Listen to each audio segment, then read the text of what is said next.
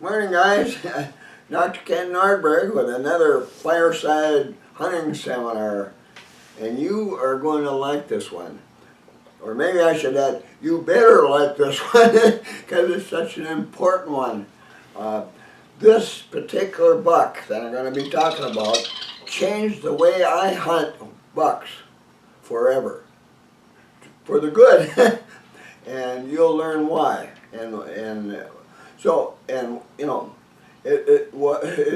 All of the hunting, the stand hunting methods I created since then were all influenced by what happened the day I got this particular buck. And so that was almost 50 years ago. I think about 47 years ago that I took this buck, a long time ago. But in some ways, I'm so glad that happened. Because like I say, it changed everything and made me a much better buck hunter from that time on. So this is something important to learn.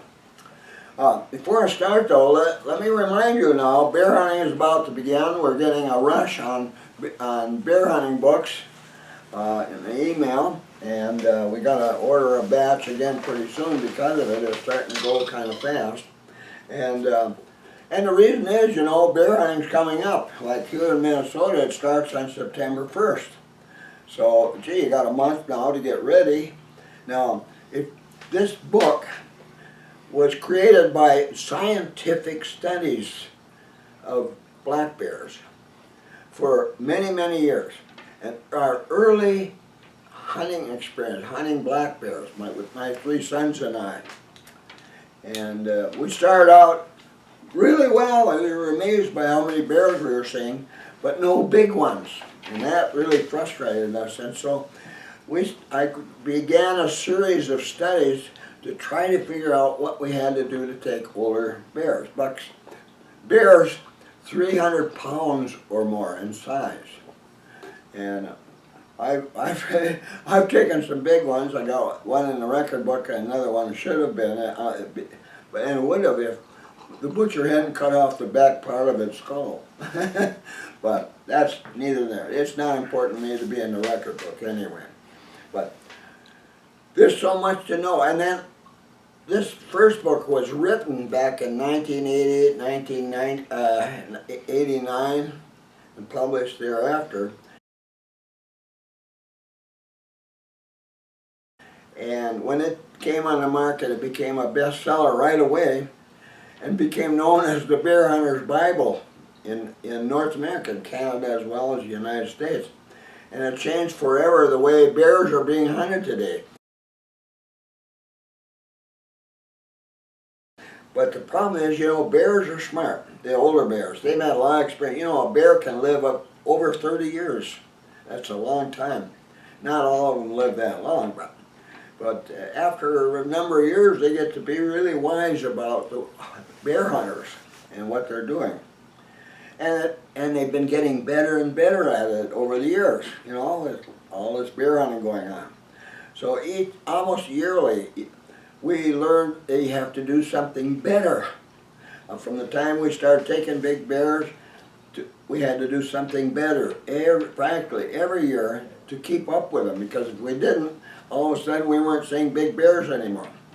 So I'm telling you, a lot of what's in that book you never heard of before. This is the 5th edition of that bear book. And you've never heard of what's in here. And I can guarantee if you don't do the things that you learn from this book, your chances of taking a really big bear, a trophy class bear, are not very good at all. You have to be pure luck, and luck is not a good thing when hunting bears, older bears. So you need this book, really. It's the best investment you can make in bear hunting. So don't wait forever to get the book, because a lot of what you're going to learn there, you can't just read it today and tomorrow be a heck of a bear hunter. No, there's things in here that take a fair amount of preparation. Beginning well before you begin bear hunting. Yeah, like things like ordering meat scraps. Of course, meat scraps aren't legal in every state when hunting bears, but there's a lot of competition for meat scraps, so you need to get that set up early. But that's just one thing, one of about 30 things you need to know. So get your book early, reminding you of that.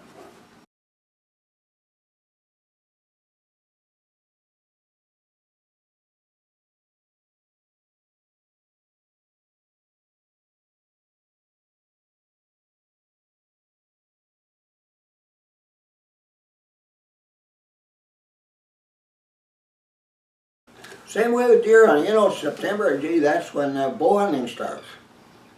Same story there, guys. There's so much to learn.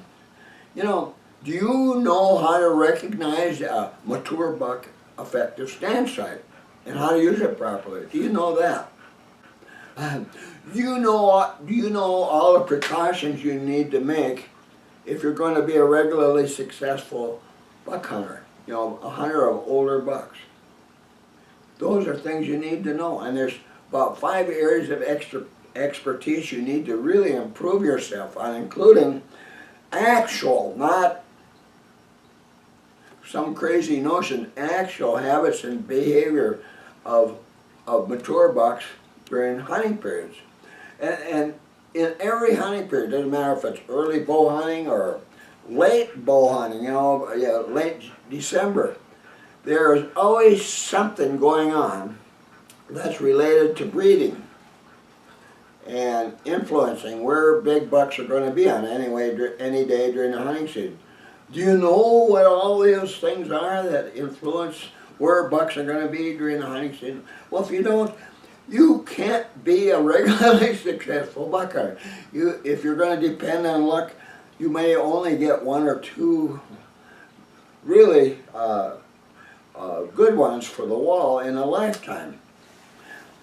My sons and I take almost 1 each every year. We've been doing that for 30 years.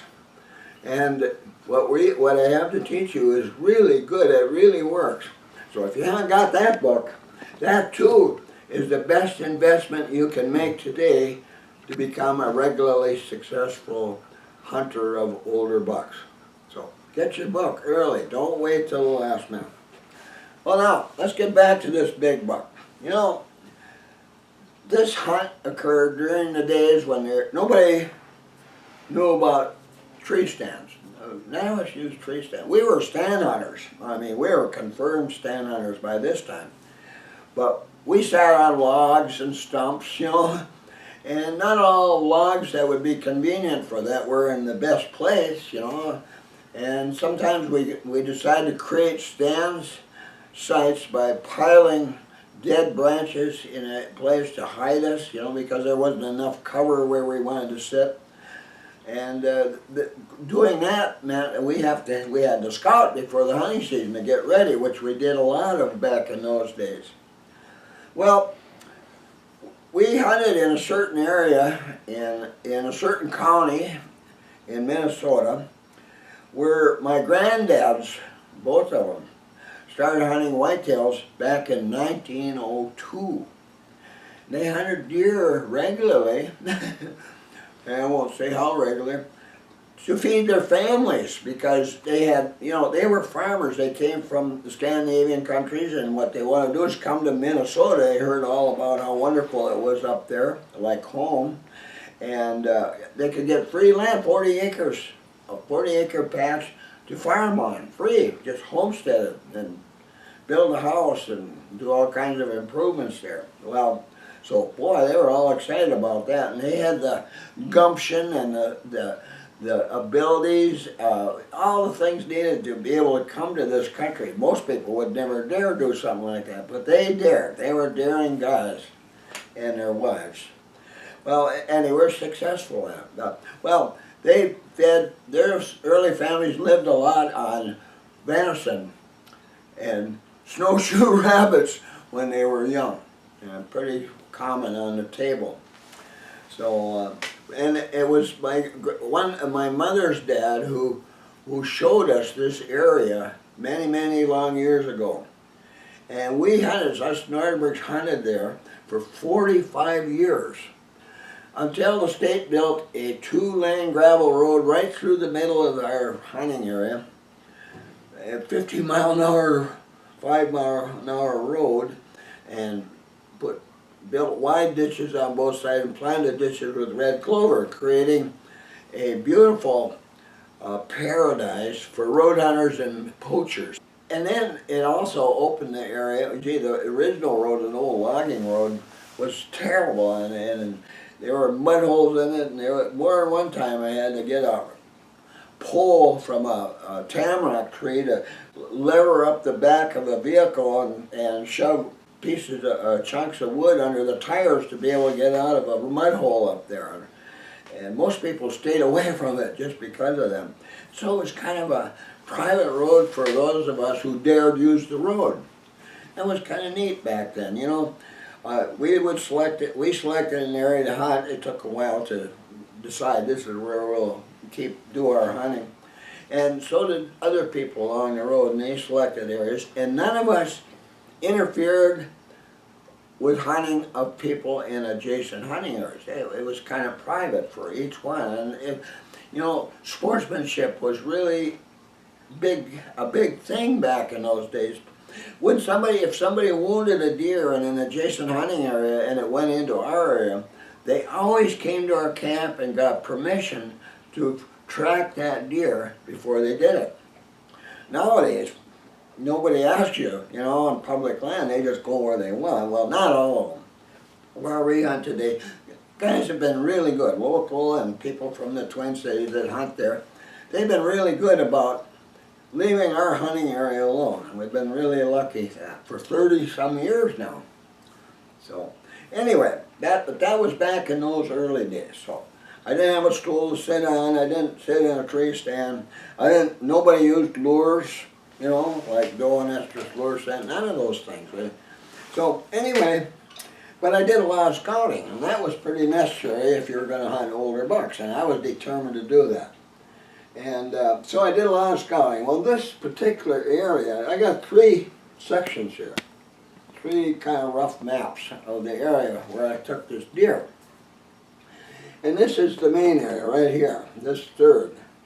And I scouted this several times, and the year that I got it, well, 2 years before I got the deer, I scouted it every year, because every time I went in there, in latter part of October, there was always fresh ground scrapes along the trail around this big elder swamp. That elder swamp was about 40 acres in size. It was a big elder swamp.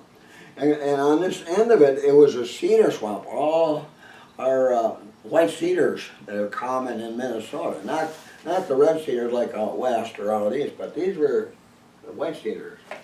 And both kinds of areas, elder swamps and cedar swamps, have a lot of water in them, and moss and puddles.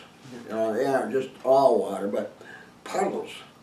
And ash sloughs are an awful place, and some deer, especially some older bucks, love them because hunters don't go there. Humans don't go to the elder swamps. You know, an elder swamp looks something like that.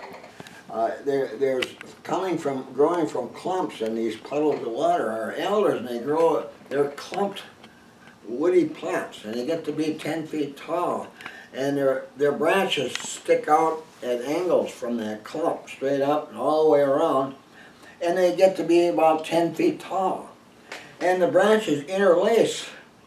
You know, these here and these they interlace, and pretty soon there's lots of an elder swamp is almost impregnable by humans. We can't get in there. It's just climbing through those tangles of interlacing trunks is terrible.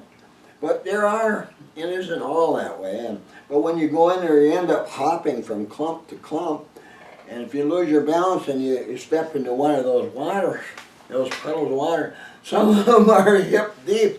And one time I remember in that very swamp, that happened to me, and I went in the water up over my knee, and this was a cold winter, and there was some thin ice on there, and so I was soaked all the way up there, and gee, I had to go right straight back to camp, which was down the road, coming way back here, back to about a mile away to where our camp was. And and dry out and change clothes and get my boot dry and all that kind of thing. Kind of a nuisance. And once that happens, most guys won't go back into an alder swamp. But deer do. And this, every year when I went to this trail surrounding it, and this also the Cedar Swamp, I would find big, 2 to 3 foot diameter ground scrapes and branches overhang them, mangled by the buck who made them. And for 2 years I saw that. And I kept thinking, there's a big buck over there. It was at a time when I was just beginning to do a lot of measuring of deer tracks to learn how to identify them from the lengths of their tracks. But it didn't take a lot of information that kind to know that, boy, the buck that made that track, that's a big track, that's got to be a big buck. So I was really interested in trying to take the buck that lived here, and it appeared, there were little trails that entered the swamp in a few places, and they were not really big, wide, well-used trails, but the tracks that were on those trails that you could see in the mud or in the snow were big ones. That buck has got a bedding area somewhere in that alder swamp.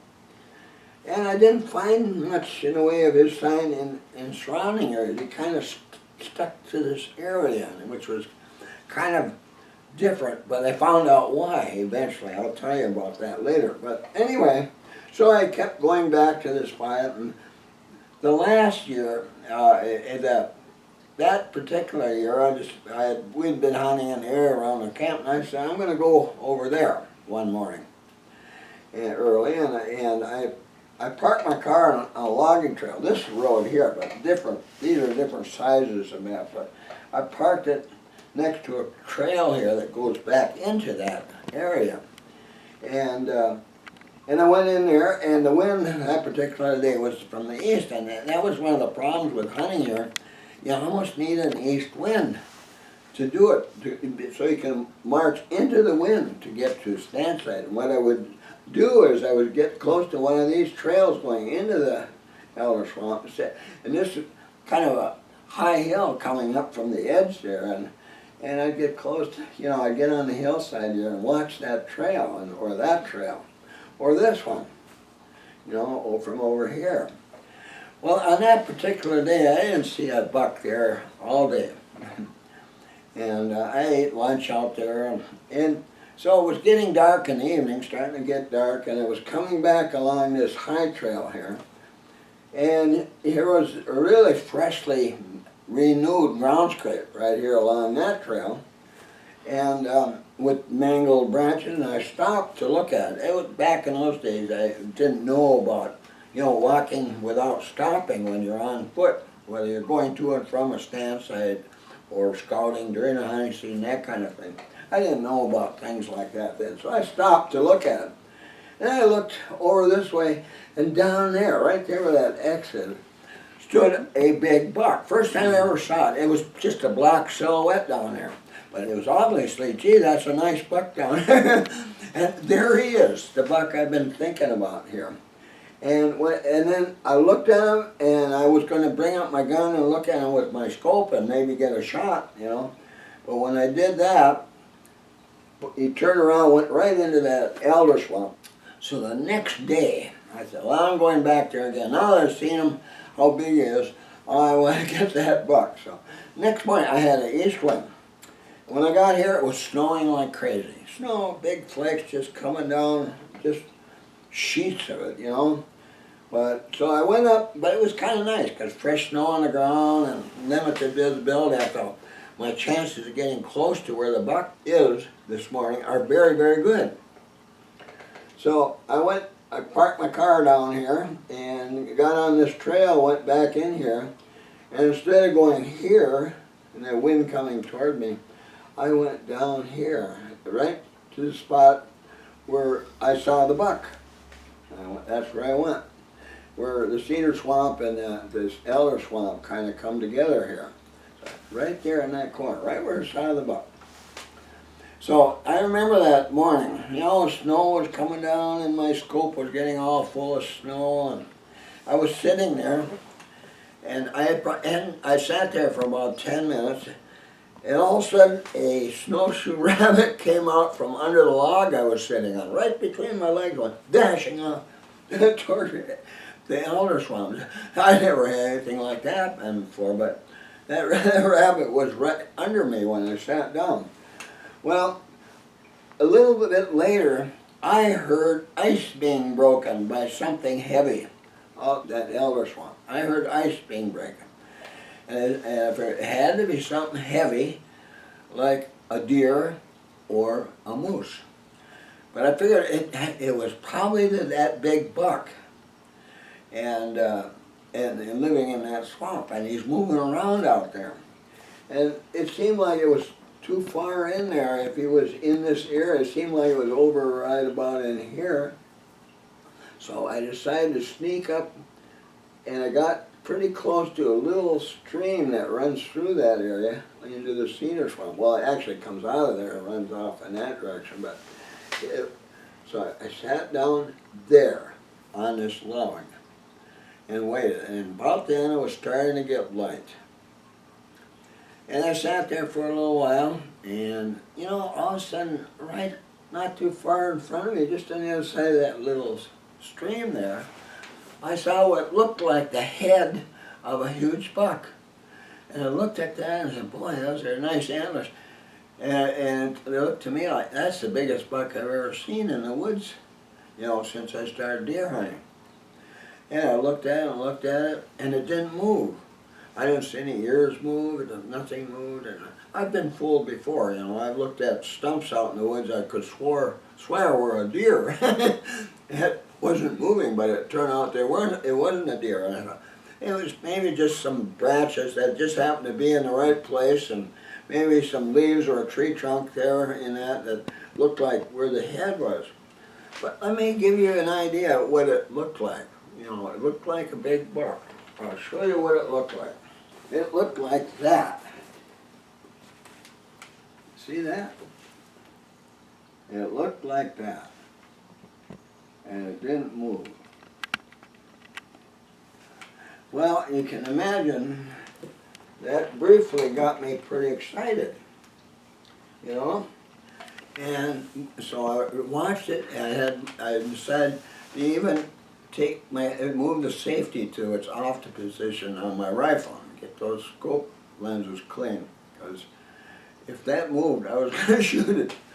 But it didn't move. I waited and waited and waited, and never moved at all.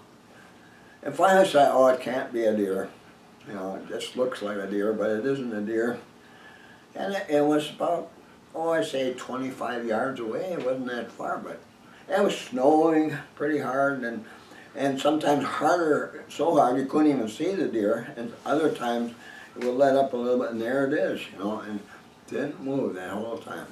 So finally I said, no, it's not a deer, and I put the safety back to the off position, quietly, and started looking over this way.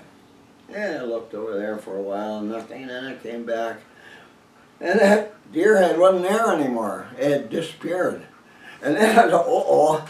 So I put the safety to its off position again, and I thought, there's a buck real close here. And I couldn't see, and the snow was coming down pretty hard right about that point. And then I got a glimpse of it moving off to the right. It was going along that stream, going in that direction. And then it would disappear, and I couldn't see it. I had my gun up, and I couldn't get my scope on that deer. And I was getting kind of frustrated, you know, and excited at this point.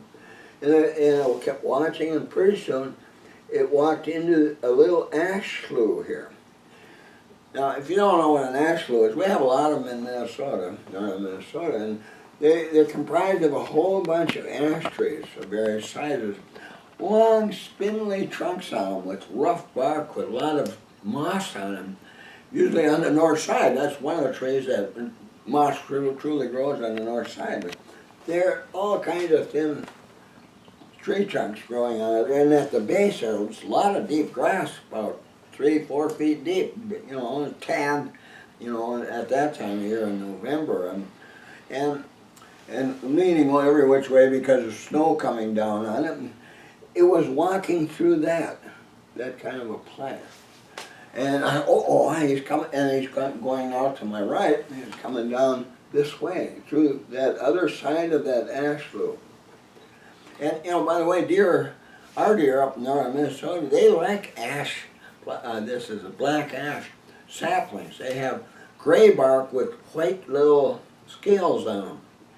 And when the saplings are only about this big, deer will eat the tops off of them big time. And I figured, well, it's probably feeding in there, It wasn't moving very fast, but it would kind of move with jumps and starts, and I couldn't see an opening, clear opening to him.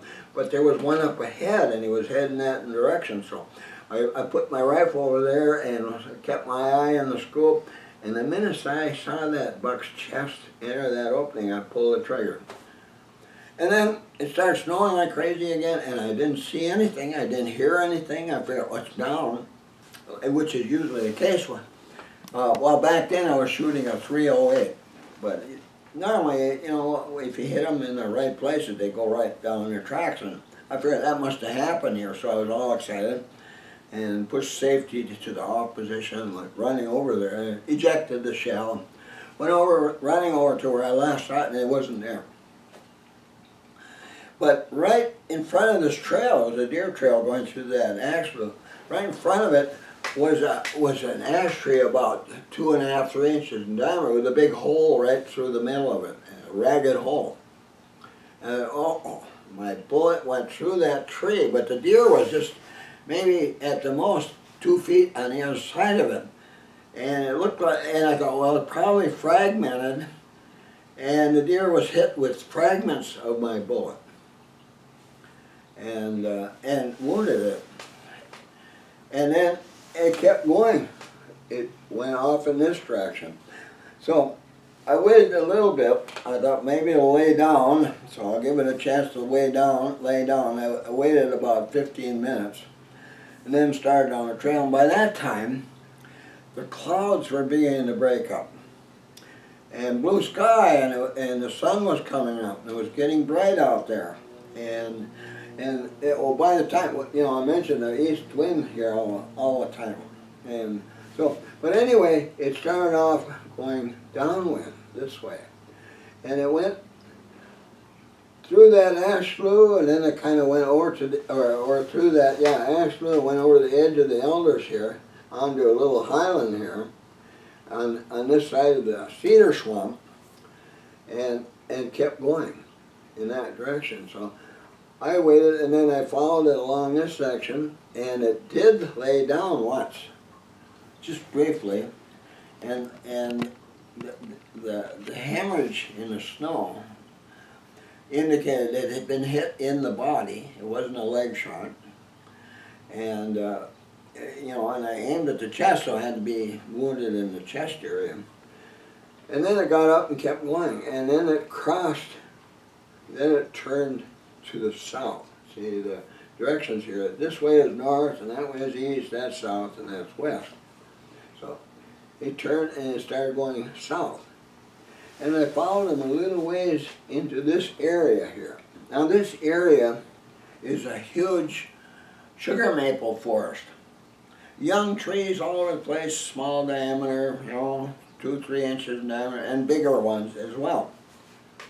Now it was starting to warm up, when the sun kind of come up, it was starting to warm already at that time in the morning, and snow that had accumulated in tree branches above was starting to fall to the ground, thumping to the ground and dripping. Branches were dripping water. And I thought, this is serious. That could wash away the deer signs that I needed to follow that deer. I was really concerned. But I learned over the years to take a big buck that's wounded. Now, I got to be noted for many years in this area as somebody to go to help recover a wounded deer or bear. Bears too. Became well known for that. And every now and then somebody would come to my camp and ask me to help them because I was pretty good at it. And I had learned over those years that if I had my sons with my 3 sons along with me, went to camp and got my 3 sons to come and help me follow this deer and help drag it in, that would be a serious mistake, because it would end up being like a pack of wolves, with all the talking and excitement following that deer. And I didn't want that deer to easily know if we were trailing it. I wanted to be able to get close to it before it had a chance to realize we were there. And I learned over the years the best way to follow a trail of a wounded deer, or buck like this one, this big buck, I wanted to get that deer. It was a 2-man approach. And the way it works is you don't talk out loud while you're trailing 2 guys. You whisper or point, things like that. Be as quiet as possible. So I wanted somebody I needed one person to go with me. And that one person, I wanted to be the one who searches for signs, deer signs, as we go, where that buck went. And about every 10 yards or so, I wanted that person to make a marker that would indicate where the trail was. And the marker we used was a roll of toilet paper, toilet tissue. And wherever we found a new sign, up to 10 yards away, we would take a square of that and impale it on a branch above that trail. And there were many times when we were going along this trail. Now, think about it, going across a place like, and the snow is melting, a lot of bare patches now, and all the leaves on the ground were sugar maple leaves, which turn red, well, yellow, red, orange, and red in the fall. And the ground is covered with those kind of leaves, and there's little spots, little red spots on them, like an orange leaf or a yellow leaf, and that was tough trailing. So when I got back to camp, I found my brother-in-law, Gail, there, and he was the only one there. I was, around 9:30, something like that. And so I said, well, I need you to come and help me get a deer, big buck. So we went back, and when I went in, before I went back this way, here's this old logging trail here, and I was way back here, I'd be down here somewhere where I had parked originally to go hunt on this trail. So when we came back, we went on this old logging trail, continued on until we came to an old logging trail that went in this direction, east and west. And when I trailed it initially, I went across that road and stopped right about there and came out of there and walked back on the road to get to my car. Went to camp a mile away and got Gail, and we came back and we parked here. And then it was a little short distance to where that buck's trail was. And when we got there, almost all the snow was gone already on the ground, melted. So I thought, oh my, this is going to really be tough. And we kept looking for spots of hemorrhage. I'm calling it hemorrhage. I'm talking about one of the most important subjects every deer hunter should know. Because, you can be the best shot in the world and best circumstances and only shoot deer that are standing or slowly moving within 50 yards and still not have things work out exactly as you had planned. Somehow that bullet can go astray, like it did in this case. Unfortunately, the deer was very close to where it went through. My bullet went through that ashtray. And if it hadn't been close, it probably wouldn't have touched the deer at all, and I wouldn't have gotten them. And I've had bullets being deflected or exploding on hitting intervening branches before, and lost bucks. I can think of all kinds of bucks I didn't get because that happened. Especially after I started using a 7mm Magnum. That fast-moving bullet is fragile. If it hits a branch, it's going to explode just into pieces, or it's going to be deflected a little bit. And you miss the deer completely. And so I'm trying to be especially careful. I have for years and years and years to make sure I have a clear opening to that deer when I pulled the trigger. Well, and I thought I did it this time, but that actually changed things. So anyway, when we were going along there, we were looking for spots of hemorrhage, and I'm calling it that because it's a sensitive subject on the internet today, you know. And I've been warned. I have to be really careful about what I talk about in these things, so I'm trying to be really careful about it. This is so important no matter what. Every hunter has to learn this, and if you don't know it already. And so I'm doing my best to make it palatable to any non-hunter who sees this. So anyway, little spots of hemorrhage along the trail. Sometimes a bigger splotch, but little one. And so we didn't have much to go on in all those yellow, orange, and red leaves. Every once in a while we see a leaf and that looks like a bit of hemorrhage, and you pick it up and you rub it with a thumb, and it didn't smear. Just a red spot on the leaf. And then, here's another one that looks that way too, and you rub it and it smears. We're on the deer trail. We're on the trail of that buck. And you see scuffed up leaves here and there where it went. You know, it'd be all relatively smooth around there, and then you see these scuffs in the leaves, and it looks like a deer walked through these leaves and scuffed up those leaves. So that was about all we had to go on. Now, so to begin with, it was a slow process. As we went, we kept putting these squares of toilet paper on there.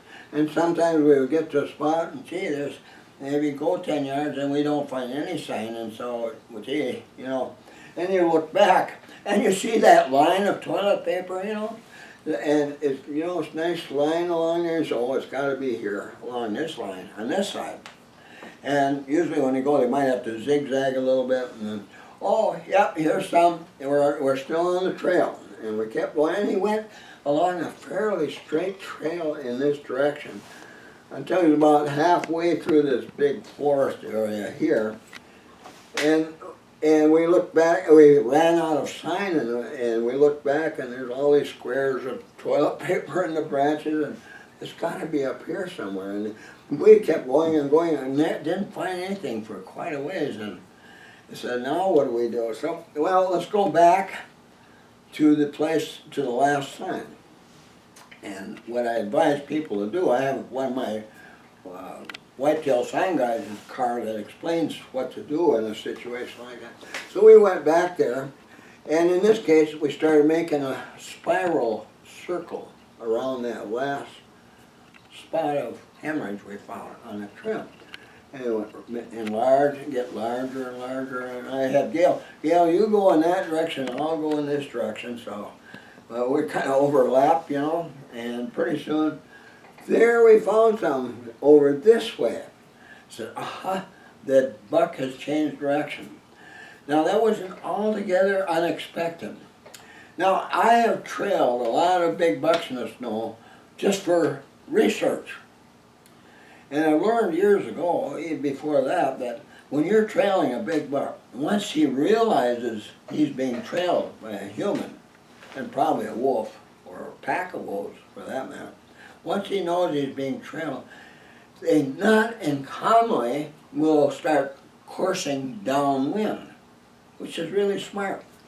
Because when they're going downwind, now, downwind, it was different now. About noon, the wind completely switched. It was east in the morning, and about noon, and clouds had disappeared, and it was blue sky and bright sun, the wind switched to the west. By this time, when we got into this area, the wind had switched to the west. So it was going this way.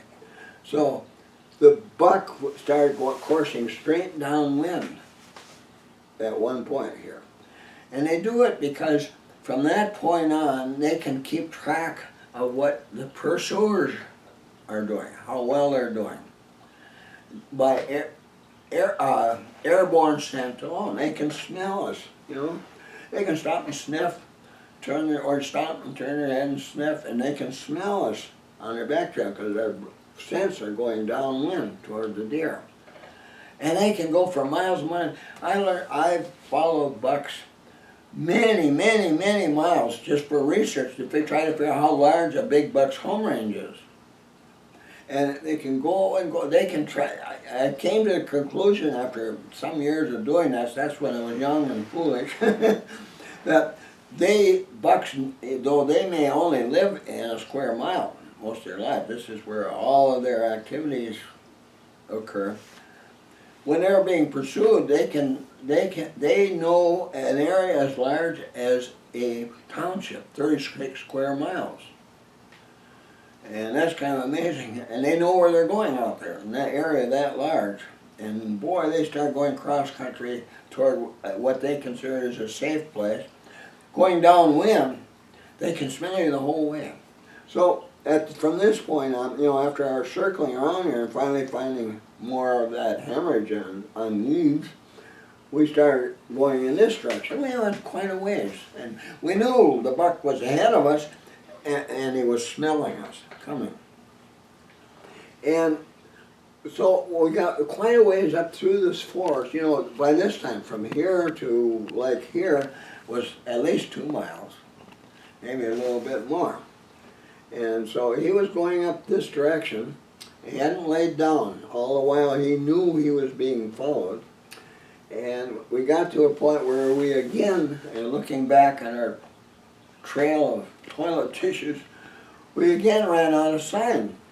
You go up this way and no sign for quite a ways was, well, let's go back to the last sign, where the toilet tissue is up back there, and do a circle. Well, we didn't have to do much of a circle there, and we discovered the next bit of hemorrhage going this direction, going south.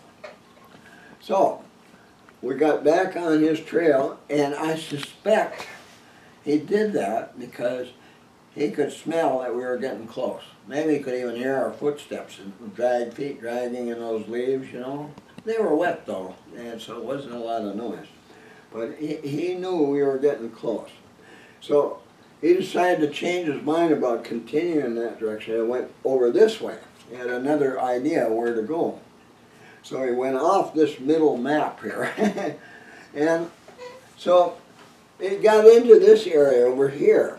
And this was more of that sugar maple forest area. And there was a logging trail. We came to a logging trail there. And it was kind of a steep bank there to a swamp down here. A lot of cattails in that swamp. And up ahead there, and we could see he had turned this going east on that trail. And up ahead here was a clump of black spruce, or white spruce trees. Big, thick clump. They are fairly tall, but it's really thick in there.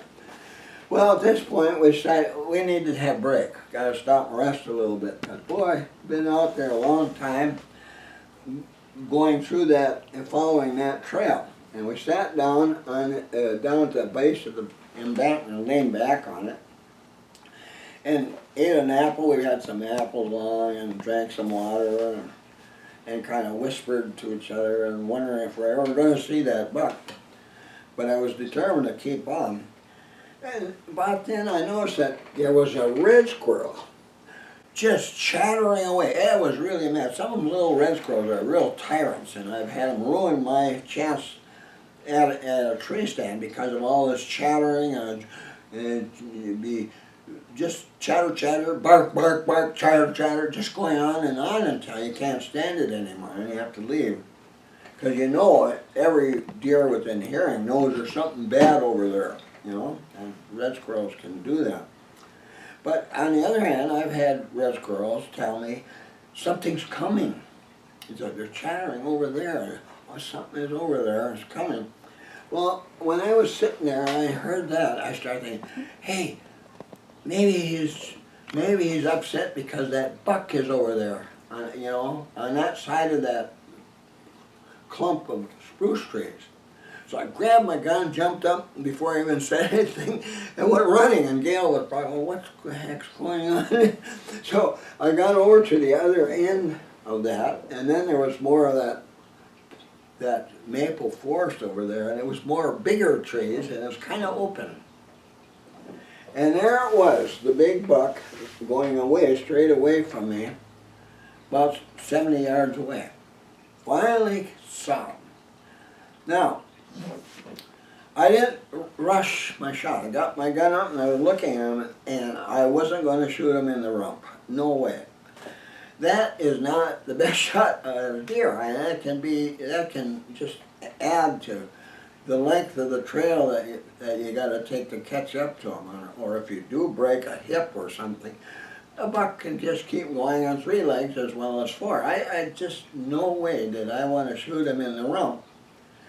And his head was kind of down a little bit, so, you know, I didn't have a neck shot either. It was going straight away.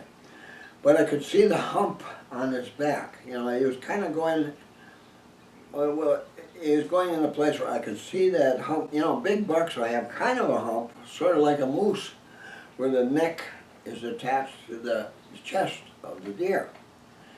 And having butchered so many deer in my life, I knew in that area, the vertebrae are about 6 inches from top to bottom, really, you know, wide. You know, look back further, they're small, much smaller, but here they're big. And they dip down between the 2 lungs in the chest cavity. And just below where they go through are major blood vessels going to the neck and nerves going to the neck of the deer. And I've known from experience, if you hit that spine there, not only will the deer being paralyzed from the neck back, you won't be able to walk, you may just drop right down, flop right down, but you'll probably injure the blood vessels and the nerves passing directly beneath those vertebrae, the spine. And it's a quickly fatal shot. And that's all I had. So I took aim, you know, I was excited, of course, but I took aim as best I could, and gun was moving around.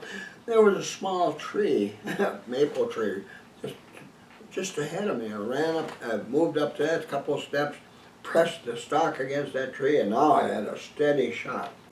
And I aimed at that hump on that deer and pulled the trigger. Down it went. The chase was finally over.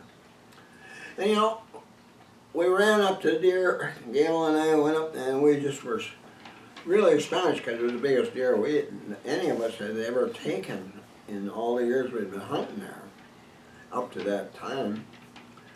And it was a dandy. Really buck. I was saying it might be Boone and Crockett. And it was just amazing. But at the same time, I was feeling really sad for the buck. This big, beautiful buck had gone through a terrible ordeal up to this point. I was glad we finally got to him, found him, got close to him, and finally ended his life. So that terrible ordeal was over. And I felt sorry for it. I was really sorry that I had hit that deer that way. You know, I really did. I almost, you know, had tears in my eyes because, I'm glad we finally found him. You know, this deer, this big buck didn't deserve to have to suffer. And so that's what, you know, and I never forgot that. From that day on, I was determined, from now on, I'm going to learn how to hunt in a way that all the deer I see are going to be standing very close, within 50 yards, just standing there, moving very slowly. In this case, that was what had happened. I mean, that had proven to me it can be done. You know, it was this one, and this was a huge buck. And you don't see, or you hardly ever see bucks like that, much less take them, because, well, it was for me anyway, because up to that point I hadn't been hunting that well. You know, I was not stand hunting that well. This worked out really, really well, but the shot was not good. And so from that time I made up my mind, never again will take a iffy shot at a big buck. If it's bounding up, forget it. Now, two of my sons have taken running deer just fine, dropped them in their tracks. And I had an uncle that was really good at that as well. But not me.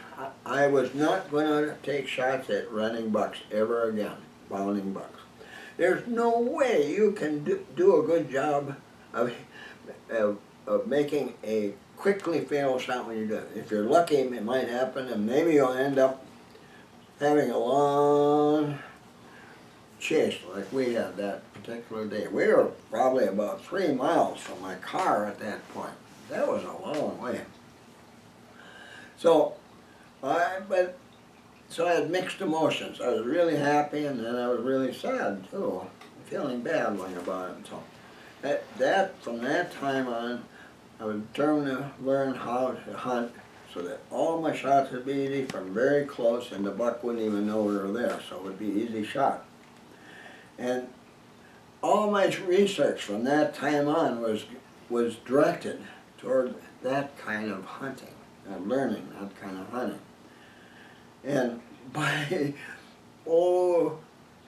the first 10 years, about 2000, by the year 2000, my sons and I had developed 6 ways of doing it by a stand hunt, 6 ways of getting very close to unsuspecting bucks. And the method we used would kind of depend on circumstances, you know, like there was many different circumstances, but we used all of these 6 methods from time to time, and some more than others. But what we learned is how to do this very well. So almost every buck, only 2 taken by any of us, since that time, we're more than 50 yards away. My son Dave took one at 400 yards, a completely open shot out to 400 yards, and good shooting. And I took one like that, a nice buck at that distance as well once. But all the rest of them have been really close when we got them. Deadly shots. One shot kills. And I'm proud that we finally learned how to do that. And I wish every hunter in America could do that as well. And that's why I'm here talking to you. I'm talking to you about this. You know, when something happens, it's going to happen once in a while to all of us, that shot that was supposed to be perfect isn't going to be because of something we didn't see. You know, since then I remember shooting at a big buck, and it just stood there. It's probably thinking it was you just heard a bolt of lightning. And just stood there, and I had a chance to take a second shot at the buck, and that shot dropped him in his track. But I remember when I was getting ready to second shot, and I went, oh, no wonder, look at all those twigs of mountain maples and different shrubs in front. I must have hit one of those, so I leaned over and finally, there's a nice little opening there, perfect. It was only a few inches wide, and I pulled the trigger again, and this time the buck went right down. So anyway, I've learned that, and that's what I'm teaching you to do. That is wonderful hunting. You can be proud of that kind of hunting. Be proud of your shooting ability. And you'll see a lot more big bucks and take more big bucks than you've ever taken before when you start hunting in this fashion. And so that's really, these are things to know. But even so, it's every hunter's obligation to do his best to recover a wounded deer, one that didn't go down quickly as expected. And I've always been just like a bloodhound on the trail of a big buck for someone else to recover it, and been very successful at it all these years. So that's an important thing for you to learn to do. And what I taught you here in the course of this talk is how to track a wounded deer, and how to get back on its trail when you lose it. Now, one trail I remember one of my sons shot many years ago. didn't go down. We trailed it, and we got to a point where, you know, we ran out of a sign, and we went looking ahead and this way, and on that same trail, looking back at our toilet tissue. And it should be going this way, a nice well-used deer trail, lots of fresh tracks on it, and but no hemorrhage anywhere on the trail. And it was really confusing. I remember spending quite a bit of time making spiral circle around the area trying to find signs. And then finally I went back a little bit, and there was a big evergreen with boughs hanging right to the ground alongside the trail. And I got down on my hands and knees and looked under there, and snow under the tree. There some fresh hemorrhage was found. That buck had come back to that tree, went under it, crawled under it, and went out on the other side. He got on the other side. There were deer tracks all over, but these deer tracks had spots of hemorrhage along the trail. And then he went toward a really steep bank, big one. He went down to a riverbed, and at an angle, so he was obviously going to go off to the right. And I told my son to go as fast as he can, about 200 yards, because we were close at that point. I could tell, and the buck's hoofs were spread, meaning he was getting weak and having a hard time keeping his balance. You know, a good sign. We were getting close to the end of the trail when they spread them out. You know, they'll do that in deep snow or mud, but in this case, they were all that way, and he was not running, and he was walking, and he said, this buck is getting weak. And he went downhill and probably to gain some distance ahead of us. So you go ahead, you go about as fast as you can, stay on the top of the hill, and then go down to the bottom and wait. And I'll keep trailing the deer. So, gee, I no sooner got to the bottom, and I could see where his tracks had walked along the side of that river. Pow! The deer had walked up to where John was waiting, and he dropped it there in his tracks. So that was the end of that. And that was another case where, boy, I'm so glad we finally got that deer. So, anyway. These are important things to know, things like that. And do your best. Never give up until there's just absolutely nothing left to tell you where to go. And then vow never to let that happen again. Vow to become better. If all you see is running deer and they're going crashing off through dense cover, and you got a automatic, the semi-automatic, and you're just pouring shots at them, that is not the way to hunt big bucks. Not by any means. No. Do it the other way. You know, if you do it the way we do it, you will never have to shoot at a running deer. You'll get bucks or other deer. If you have to shoot does, that's fine, where they're overabundant. But hunting the way I teach you, they're going to be close and easy shots. And from that time on, that should be your goal. To only fire at deer that are moving slowly or just standing there within 50 yards. Out west, it might be a little, they might have a long-range rifle, 270 and 7mm long range, maybe 200-yard shots, pretty common. That might be different, but in forest regions, this is what you should be doing. So, now, the buck I'm talking about here was really a dandy. But for some reason or another, the photos we took of it in deer camp didn't survive. They're lost, gone forever. I don't know whatever happened to them. And so, instead of inserting photos like we usually do into this particular seminar, I got the real thing. Let me give you another look at this deer. Now take a look at him. Isn't that a nice buck? You know what was kind of amazing about him is he had a perfectly balanced, it was only ½ inch of minus points by the Boone and Crockett measuring system on this buck. Imagine that. Where we hunt now, you just don't. Our bucks sometimes they'll be 6 point on one side and 3 point or 4 point on the other side or whatever. They're not evenly matched. They aren't as nicely balanced. Sometimes one antler is pointing in downward direction, the other one upward, and things like that. But they're still nice bucks, big bucks. But those bucks rarely get nice balance like they were where I hunted for 45 years.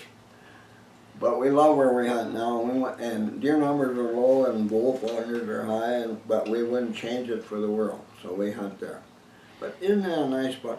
Now, when we skin this buck, because we always butcher our own deer, almost always, and I found a .30 caliber bullet under the buck's fur on its neck, down in this region, right down there.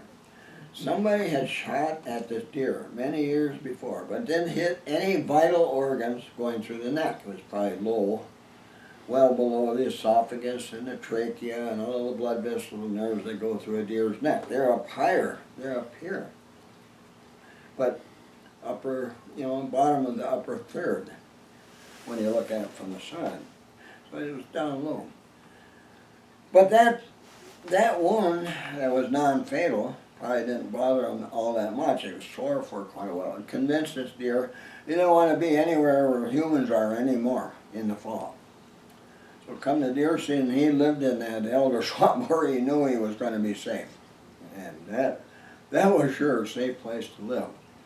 And probably during that period, though, he was probably a dominant breeding buck, judging by the looks of his ground scrapes and antlers. The does had to go to him, And they do that a lot. I mean, most does actually go to wherever the buck is when they're in heat. And they can smell him a mile away. He's really stinking. His tarsal glands are just pouring out musk, and his scalp is pouring out scalp musk, which is a little different odor, a little sharper odor. And he's got urine all over his hind legs from using urine to carry tarsal musk from his tarsal glands down to a ground scrape. And the fur on the side of his neck is all wrinkled from this musk source, which is kind of syrupy, flowing down onto his neck from up there, and getting it all full of this sticky, syrupy stuff full of that odor.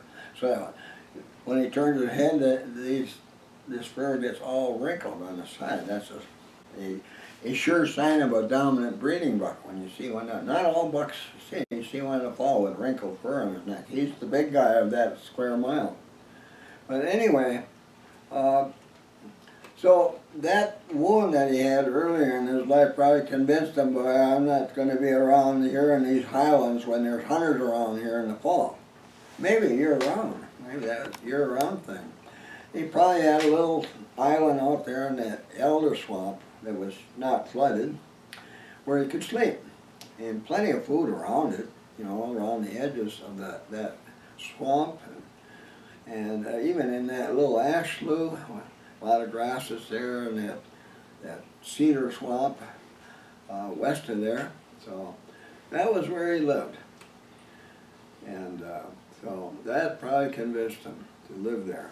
And so there are a lot of bucks that live in places like that, or either temporarily during hunting seasons or year-round.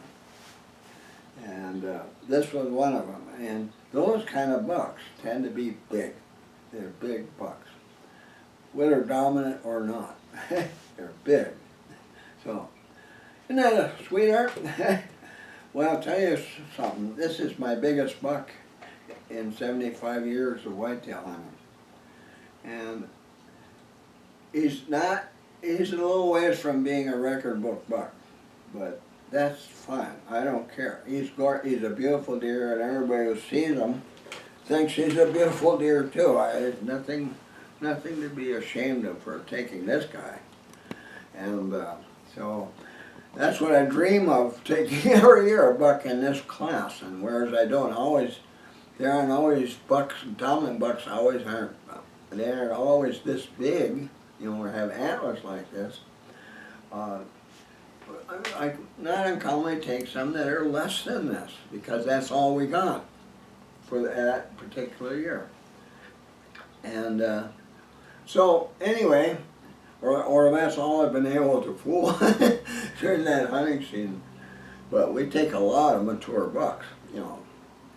But this is what we're dreaming about every year when we're preparing to hunt deer. So, okay, guys, time to say goodbye. And before I go, be sure to subscribe to my YouTube channel. You know, there's that red thing down there that says subscribe. Hit that. Just takes a minute, doesn't cost you anything. You'll be glad you have it, because almost the minute one of my newest seminars appears on YouTube, you're going to know about it. Yeah, you'll be the first to see them, you know. And also hit that thumbs up button if you liked what you learned today, and I can't imagine you didn't like what you learned today. That's good too. That's important to my future as a speaker on YouTube. So do that for me, would you please? Okay. Oh, one thing to remember, one thing I remember, it was actually a year ago today when the numbers of people that are watching my YouTube presentations just shot up. And also, numbers of people ordering my books just shot up. This is when it all began. And so right now we got a little bit of a problem with books. We just recently discovered that the time between ordering a new printing and actually getting it is much later than it was a year ago. It takes longer because of COVID-19. As factories, you know, where books are being printed are shut down, or they're just starting to work now again, and transporting books over the country have been really slowed up by this disease. And so right now we're getting a little worried that it might be a while before we can receive a new printing of new books. And so we're attending to that right now. So if you order now, and you should, and it might take a little longer before you get it, and that's another reason to order early. So keep that in mind. It gets a little more and more excited about what's coming up, because I'm already planning. I'll tell you one of these days all the things I've been doing here already this year to get ready for hunting this fall, which has been different than before, because this fall, while we're in deer camp, we must deal with the threat of COVID-19. And we got to be serious about it. You know, you might think, oh, there's nothing safer than being in the woods where we hunt deer. Nothing safer from COVID-19 than being in the woods where we hunt. But if you hunt in groups, and most of us hunt in groups, one way or another, and like we live in camps, we're really good winter campers, and we live in tents in the woods where we hunt. And nowadays we got 11 to 14 people out there, and they all live in different households and work and buy things in different areas amongst thousands of other people, too many of which don't wear face masks or are careful about social distancing, staying 6 feet apart from others. There's so many. And the disease is actually worse now than it was 3 months ago. It's spreading more rapidly. More and more people are getting them. Over 3 million Americans have come down with this disease, and it's getting worse and worse. There's like 60, 70,000 every day. So you gotta be careful. Don't be careless in deer camp. Don't make this your last hunting season because you weren't careful about avoiding being infected by the coronavirus. Okay, with that, that's the end. This is it for the day. I'm looking forward to seeing you again. We're getting close to deer hunting. Thanks for watching, guys, and I'll see you again soon. Be sure to visit my website. Here's the link. Here you'll find links to my blog posts, my Twitter account, my YouTube account, my Amazon store with links to my ebooks, my son's eBay store, a money saver if you're ordering from Canada or other countries, my website bookstore, and much more.